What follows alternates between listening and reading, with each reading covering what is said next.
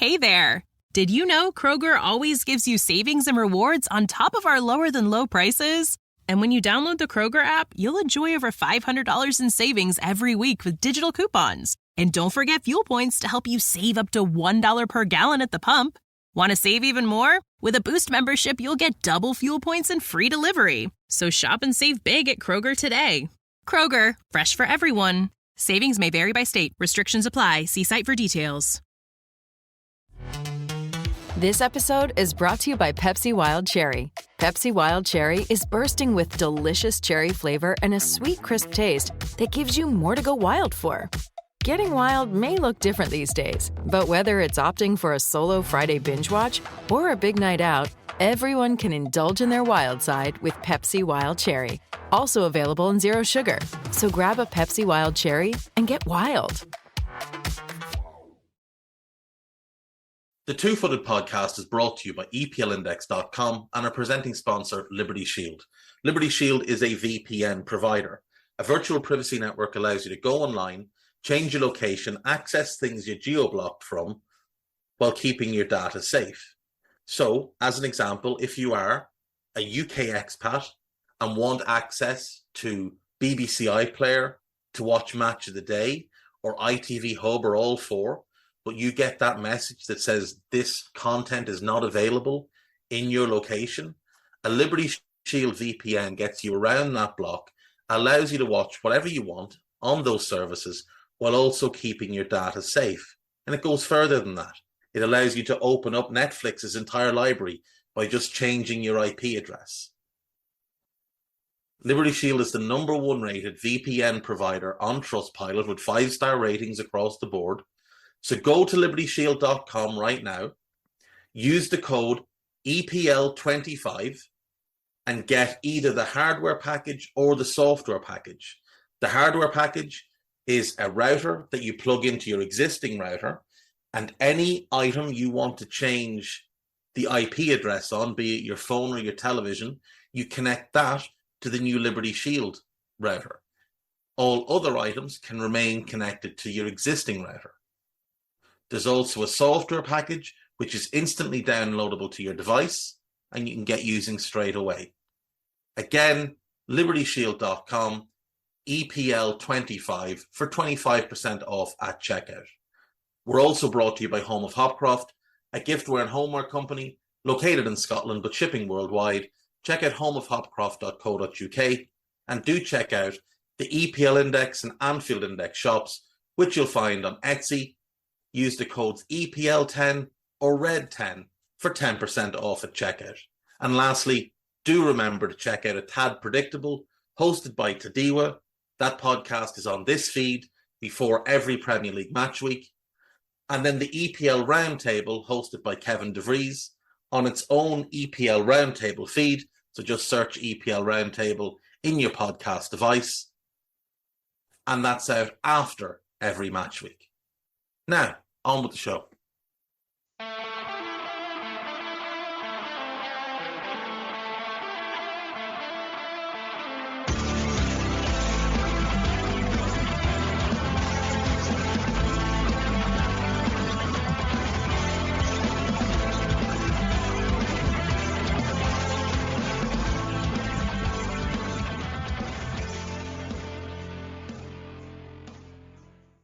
What's good, boys and girls? Two-Footed Podcast. Today is Thursday. It is the 7th of March. Hope you're all well. It is a lovely spring day.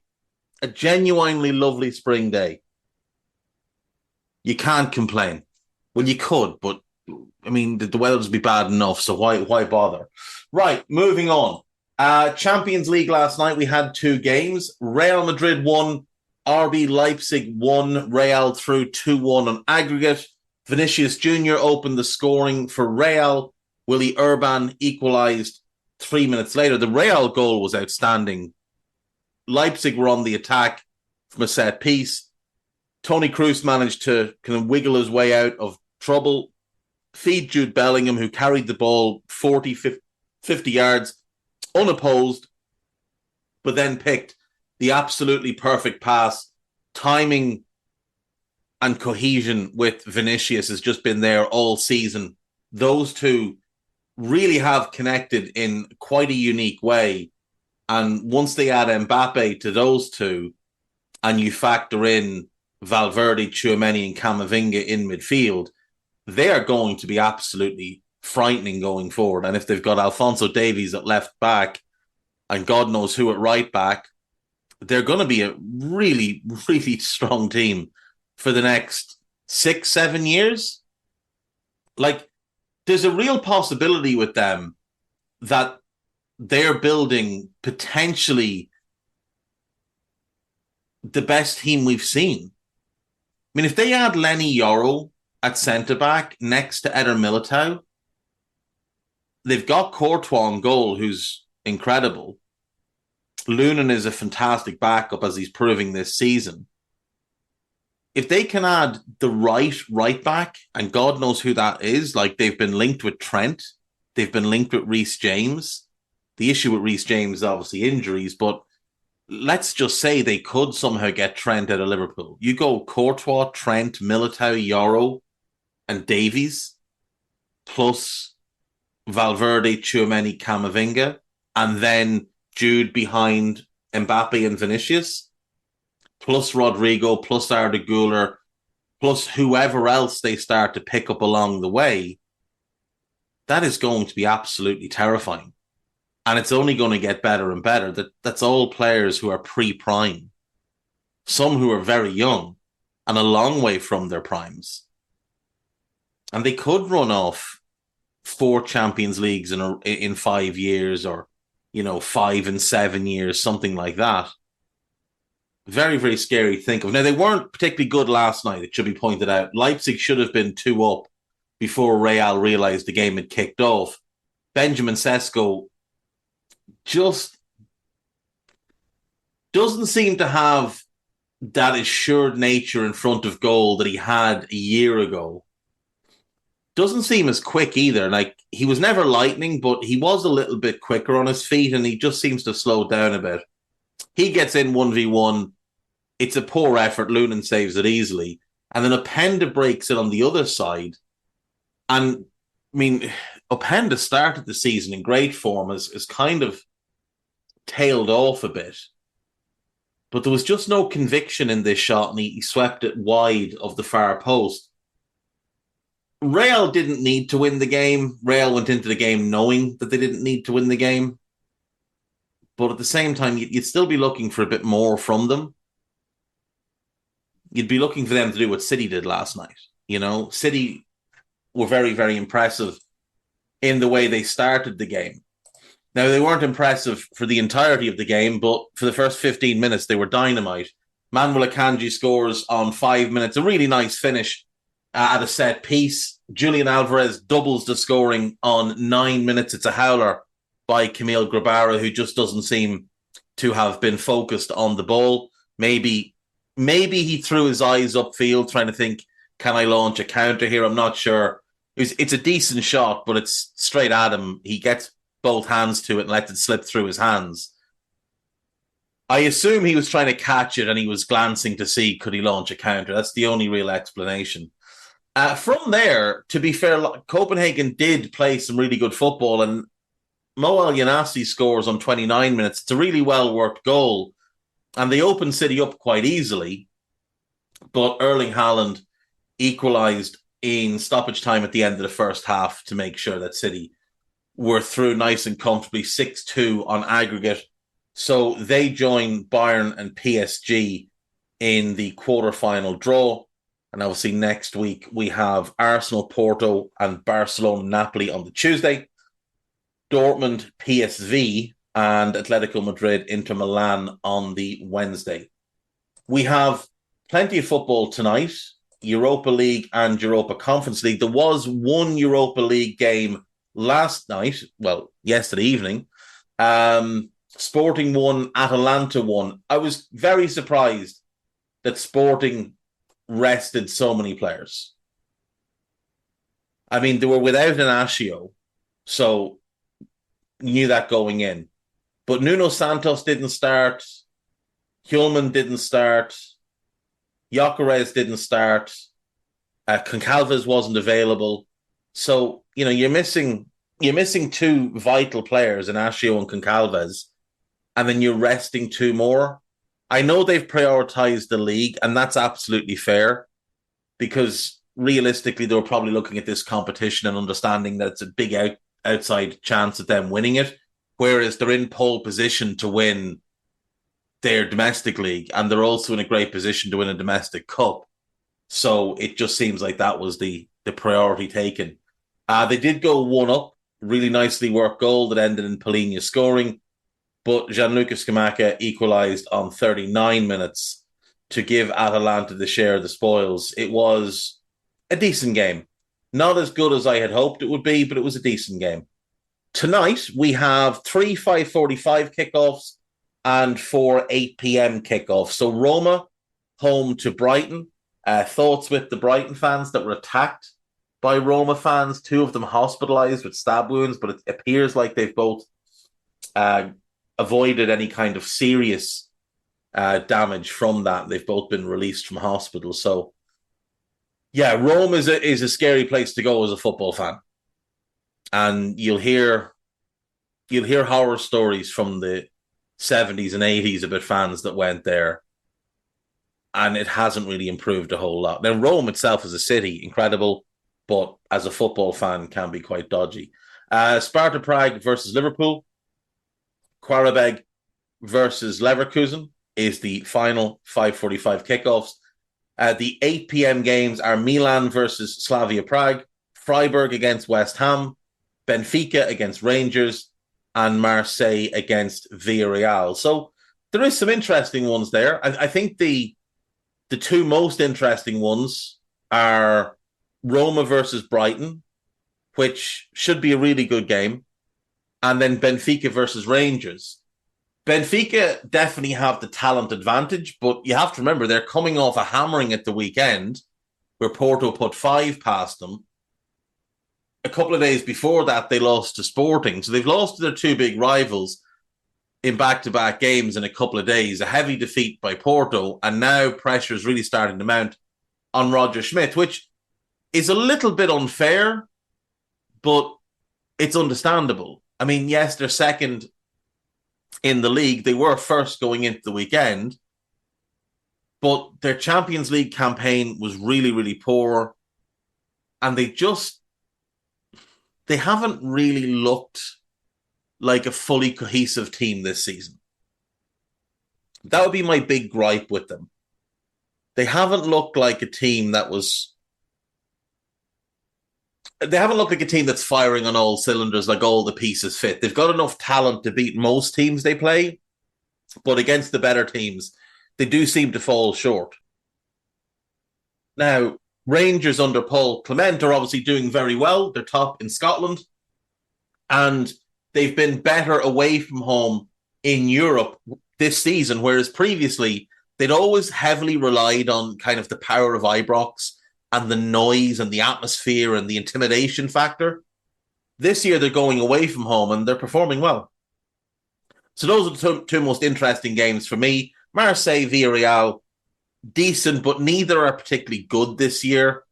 Freiburg West Ham is a good tie, but we've seen it twice already. I don't really care about seeing it again. Milan should beat Slavia over 2 legs. Liverpool should beat Sparta over 2 legs. And Leverkusen should beat Qarabag over 2 legs. So 3 that look a little bit predetermined, let's just say. But 5 that are pretty finely balanced. In the Europa Conference League, we have 8 games tonight. You've got Sturm Graz against Lille. Jonathan David has been in really good form this year, and he is playing for a move because it's been a number of years of Jonathan David being linked to top clubs and not quite getting the move. And he is now 24. So if he wants that big move, this is the time. He's got 17 goals in all competitions this year. That follows up 26 last year, which he's, potentially going to match. 19 the year before, 13 the year before that. After that 13-goal season, he was linked with moves away. It is amazing to me that he's still there. He's also got a really impressive record at international level with 26 in 45 for Canada. So this is a guy that scores goals. This is a proven finisher. And if you're a club looking for someone that can finish off moves at a high rate, he, to me, would be the one to go for, because you'll get value with him. He's not going to be, I don't think, he's not going to be silly money. So, yeah, Jonathan David's the one I'd be looking at. Olympiacos against Maccabi Tel Aviv. Molde versus Club Brugge. Ajax versus Aston Villa. Ajax, Aston Villa is clearly the tie of the round in this competition. It's a shame that this wasn't the final, because I think that would have been, it would have been the biggest possible final for this competition, and it would have been the biggest final in terms of the name brand of both clubs since the inception of the competition. So it's a shame. I do find the Molde Club Bruges one a little bit interesting, because there's some interesting players at Bruges. If you're looking for a game to watch tonight and your team isn't playing and you don't fancy watching Liverpool or Brighton at 5:45, I'd actually recommend this one, or assuming you don't want to watch Villa. There's some really interesting players in the Club Bruges team. Joel Ordonez is a young centre-back, 19 years of age, coming up on 20 in April. He's another one from the Independiente della Valle Academy, which produces so many of the high-quality Ecuadorians that we're seeing right now. He is definitely one to watch.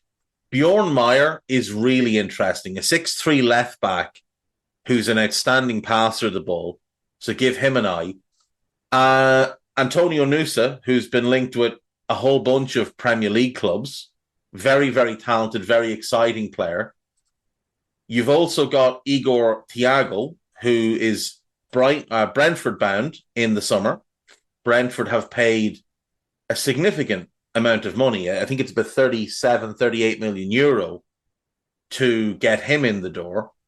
He's having an outstanding season in his first year there with 16 goals in 23 league matches. So do keep an eye on him. So, yeah, I mean, there's also a couple of well-known names. Hans Vanaken. You've got Simon Mignolet there. Dedrick Boyata is there. Philip Zinkernagel is there. Dennis Adoy is there. So it's a decent blend of experience and exciting young players. And then if you want to see one of the great what-ifs of the last 12, 13 years, Eder Belante, Colombian defender.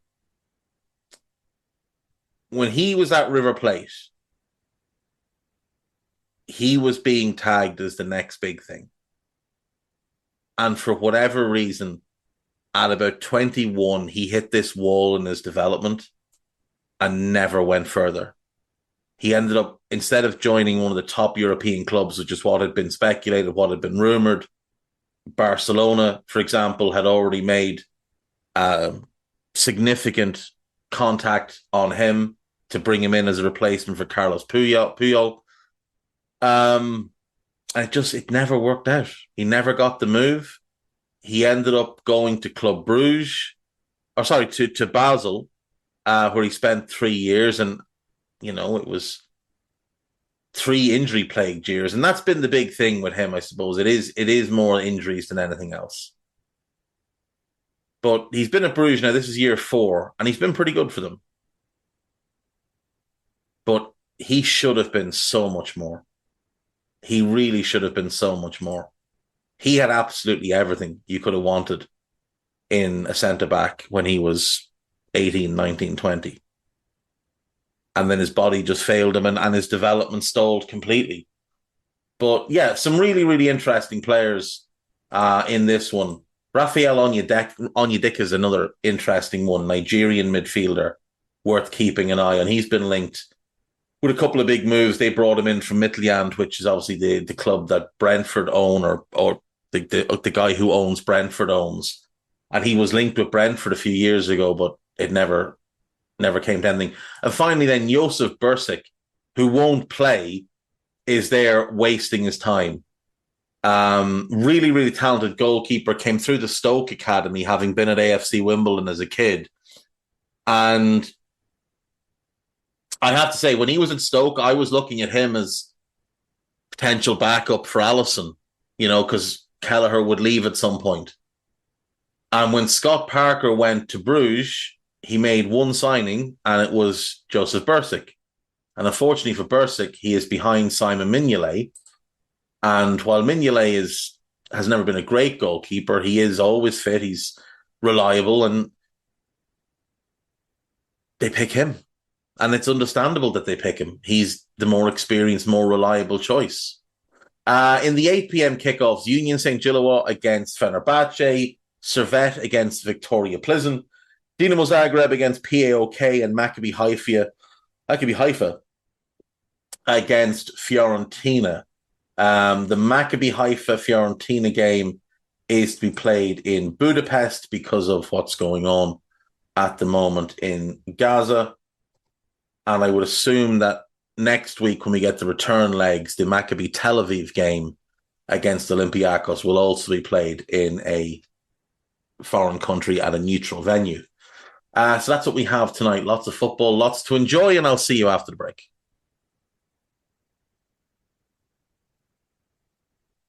Right, welcome back. My day has kind of gone sideways. So I'm just going to do the news and gossip. And I'm going to do one question. There are three, but two of them are going to take too long. And my day's gone sideways. Matt JT, if the rumors of FSG being interested in a multi-club model are true, how would you like to see them go about setting it up? What countries would you like to see targeted? And how would this impact the currently thriving academy?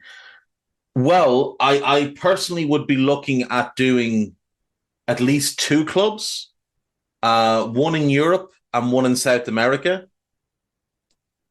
I think if you're going to go to South America, Argentina or Uruguay makes sense. Uruguay, just from a geographical point of view, could make sense.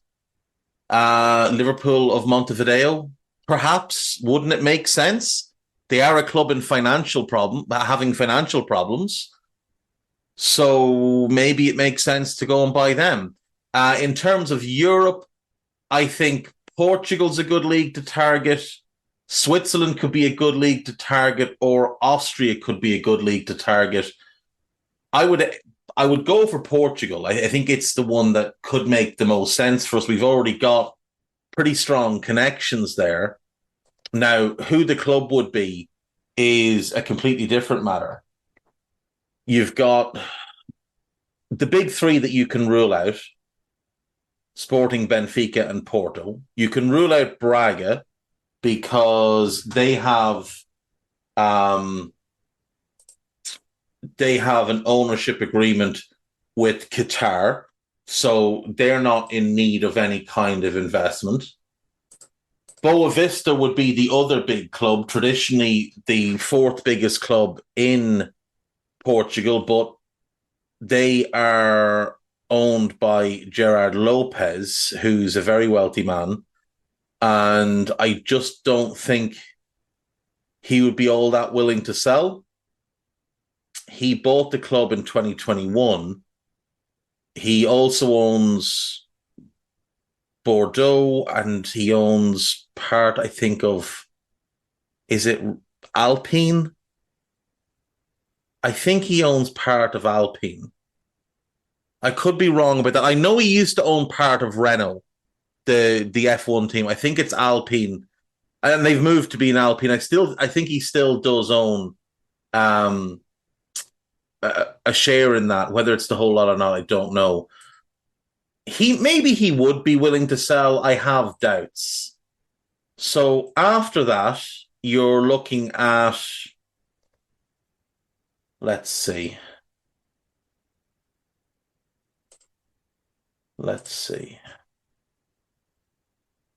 Vitoria, potentially. Now, I could be wrong. I think the Villa owners own a big share in that club, so that would probably rule them out. Gil Vicente, maybe. Rio Ave are owned by the fella that owns Forest, so you don't want anything to do with them. Gil Vicente, maybe. Maybe they're like Braga's little brother. So they might be one to consider. Vittoria would have been the one, but I'm fairly certain the Villa owners own a significant part of that team, and therefore they're not going to be willing to part ways. Who else might make sense? Is there anyone in the lower leagues that could make sense? I mean, Bissad, they're not big enough, really. Terenze, maybe.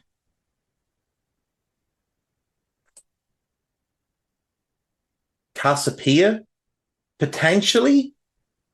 Potentially Casapia could make sense for us.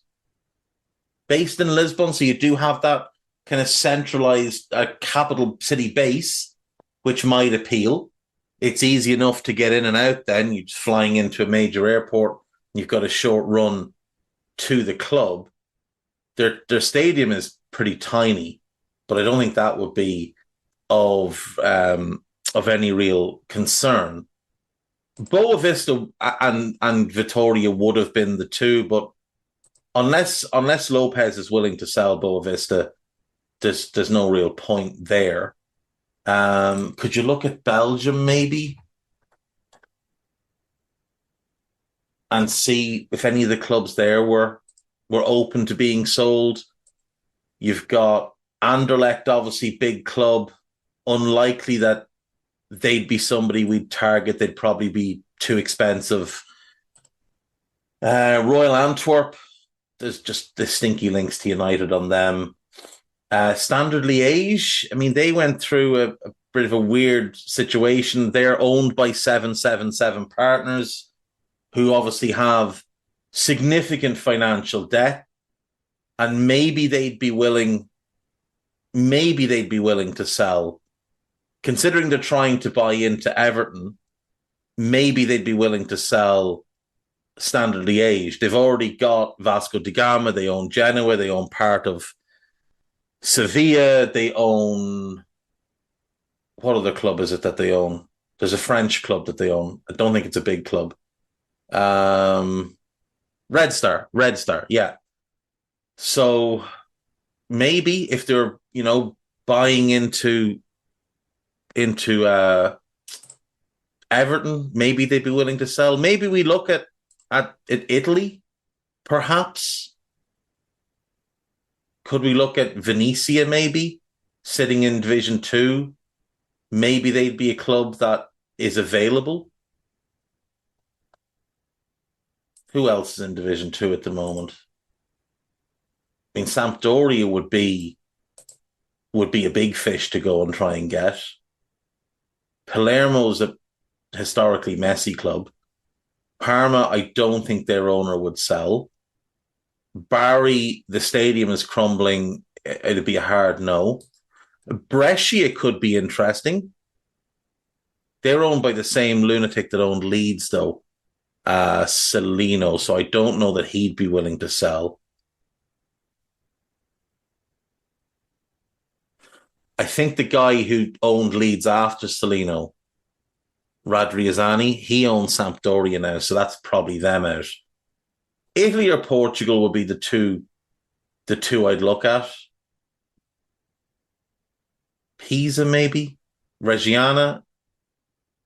You want to look at a club that's not going to have ridiculous overheads or going to be in need of a huge undertaking with regards to their stadium, which unfortunately is going to be the case for a number of Italian clubs because a lot of the stadiums are not in particularly good shape. Could Empoli be a club that interests us? Hellas Verona.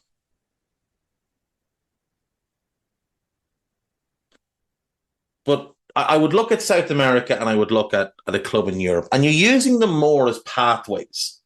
So you're using your club in South America as basically a hub to go and scout and recruit the best young players in South America, bring them in and develop them there. And what you would want to do is you want to have Alex Inglethorpe set up a development program, set up an academy, implement similar rules and regulations to what we do at Liverpool.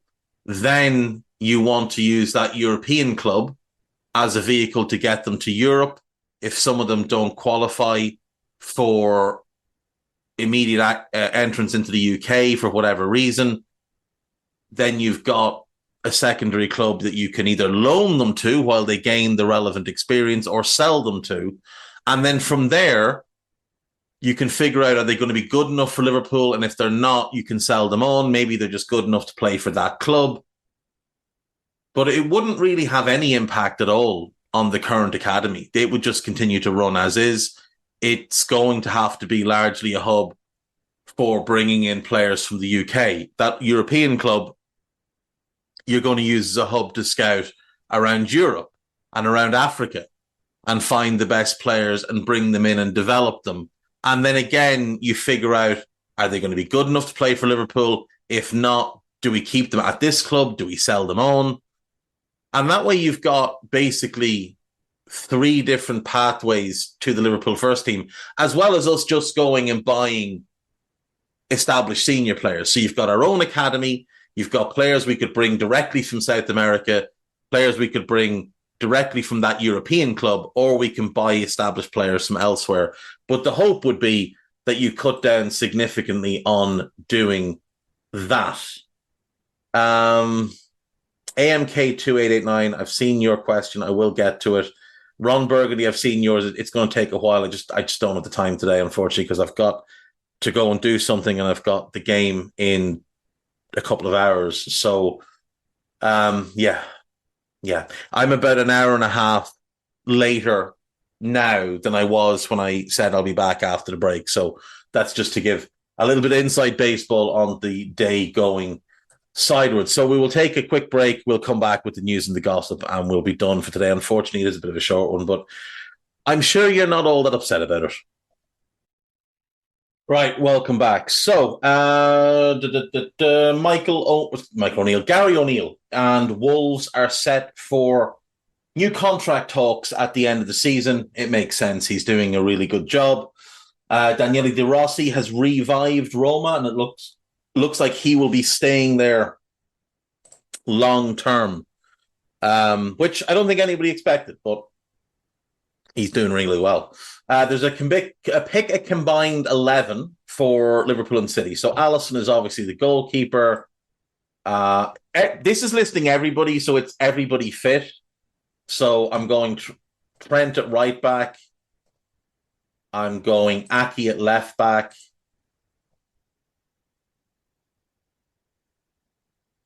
Ibu and Virgil, obviously.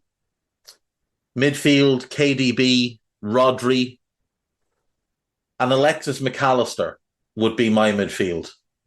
And then in attack, it's obviously Salah, it's Haaland. But the left wing position is interesting because you've got a few different options. I wouldn't want Doku, there's no end product there. I wouldn't want Grealish, there's no end product there. Phil Foden is obviously a really good option. You could go with Darwin Núñez. He would be the best of the Liverpool options, in my view. I think I'll go Foden. I am a big Phil Foden fan. I do think he's an exceptionally talented footballer who, when Pep lets him off the leash a little bit, and it seems like that's happening more and more this season with KDB having missed so much of the year, Foden took on more of a sort of leadership on the pitch role in terms of being responsible for so much of their creativity. Now, the one that's hard done by here, without question, is Bernardo Silva. But I do think if you want a midfield with balance, it's got to be either KDB or Bernardo Silva. And KDB for me is still the choice. I quite like the look of this team. I really do. I think this team would be very, very hard to beat. Alisson in goal, Trent, Konate, Van Dijk, Aki, De Bruyne, Rodri, Alexis, Salah, Haaland, and Foden. And you can flex De Bruyne out wide right, you can flex Foden out wide left, and you can take advantage of their crossing ability. You'll also get Trent's crossing ability. You get Haaland and Salah as the front two, while Rodri and McAllister control the game. And look, if everybody's being honest with themselves, the best City midfield was De Bruyne, Rodri, and Gundogan. It was never De Bruyne, Rodri, and Silva. It was De Bruyne, Rodri, and Gundogan. And Alexis McAllister's the closest thing going to Ilkay Gundogan, so he has to be in. Your captain is Van Dijk. And your manager is Klopp because he's done it without cheating. So we move past that. Can't wait for the documentary, though. I'm sure it's going to be a really open and honest appraisal of how they got where they are. We've done the Brighton fans. We'll do the gossip. Let's see. England manager Gareth Southgate and Brentford boss Thomas Frank are among the options being considered by Manchester United if they choose to replace Erik ten Hag. Now, you will scoff at the name Gareth Southgate, but don't forget Gareth Southgate and Dan Ashworth have a very strong working relationship for their time together in England. Barcelona remain interested in Mikel Arteta to replace Xavi, but the Spanish club know it will be difficult to appoint him. I just don't see him leaving Arsenal at this point for a Barcelona club where he's not going to have all the money in the world to spend. Liverpool, Arsenal and Manchester United are battling it out to sign Joshua Kimmich. I would have huge doubts Liverpool have any interest. Any club wanting to hire De Zerbi, we went through that yesterday. Mark Cucurella is one of several big names expected to be sold by Chelsea this summer. The issue with that is who's going to buy them? You know, like Chelsea have released their accounts for the 22-23 season and announced a pre-tax loss of 95 million. Now, that's down from the 121 million they lost the season before and the 58 million, I think it was, they lost the season before that. And again, those were pre-tax losses. So there's absolutely no way they're not in significant breach of profit and sustainability. And everybody knows that they need to sell players now by the end of June. They need to sell as many players to English clubs as they can, but all the clubs know they're desperate. They're going to get lowballed. Any club not lowballing Chelsea in June is asleep at the wheel. If anyone pays full whack, you would seriously want to consider firing whoever's making the decisions. João Cancelo wants to extend his Barcelona loan beyond this season. Makes sense. Bayern Munich are ahead of Liverpool in the race to appoint Xabi Alonso. Nobody knows who Liverpool want to appoint, so it's all nonsense. Liverpool are interested in appointing Richard Hughes as sporting director after he confirmed he will leave his position. He confirmed that months ago, and he's not a sporting director. He's a technical director. And the only way he arrives at Liverpool is if Michael Edwards arrives at Liverpool. Hughes is seen as more likely to go to Newcastle, while Federic Massara, who was director of football at AC Milan, and Nice sporting director Florent Gisolvi are among others Liverpool would consider. I heard something about Massara the other day, which made me think it's unlikely he's going to be the one. Liverpool, Paris Saint-Germain and Borussia Dortmund are keen on Alan Varela, but will have to pay Porto his release clause. Porto have made it fairly clear that they'll sell for below the release clause as long as the payment terms are favourable. Joelinton wants to stay in the Premier League if he cannot agree a new deal with Newcastle. It's hard to see a fit for him. He's an awkward kind of player. Chelsea are keen to sign Nico Williams, who has a release clause that means he's available for 43 million this summer. Yet another non-striker, but he's a very, very good player. Williams is also on Arsenal's radar, with Wolves winger Pedro Neto and Ivan Toney being considered. Why Ivan Toney's been lumped in with two wide players, I don't know.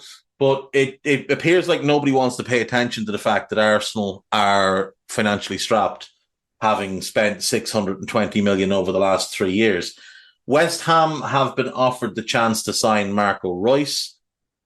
Sounds like a great idea, but he's going to be injured all year. So Jordan Henderson has no regrets over Liverpool, saying it was the best decision for all parties. It was definitely the best decision for Liverpool to get rid of him. He was absolutely garbage for 3 years.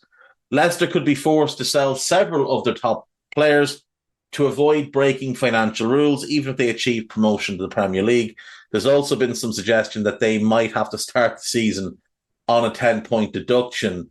That would only be fair if Chelsea were starting it on a 20-point deduction. And there we go. I will see you all tomorrow. Take care of yourselves. Bye-bye.